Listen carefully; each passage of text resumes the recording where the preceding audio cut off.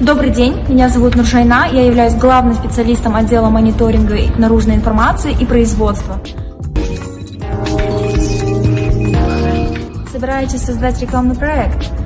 Выбираете слоган или дизайнера? Вы обязательно найдете то, что ищете, но предлагаем разобраться в том, какой реклама не должна быть. Итак, недобросовестная, недостоверная, неэтичная, заведомо ложная, а также скрытая реклама, все эти виды продвижения товаров и услуг попадают в категорию ненадлежащей рекламы. Чтобы ее избежать, не сравнивайте свои товары, работы и услуги с аналогичными, но созданными другими производителями. Не используйте в слоганах высказывания или образы, которые порочат честь, достоинство, а также деловую репутацию какой-либо фирмы или частного лица. Не вводите потребителей в заблуждение относительно своей продукции, копируя уже знакомый товарный знак, упаковку и любые элементы фирменного стиля другого производителя.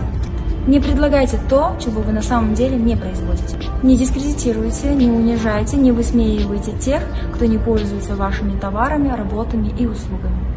И главное, не пытайтесь под видом продвижения своей продукции прорекламировать те товары или услуги, которые запрещены в Казахстане. О других видах ненадлежащей рекламы мы расскажем в следующих выпусках.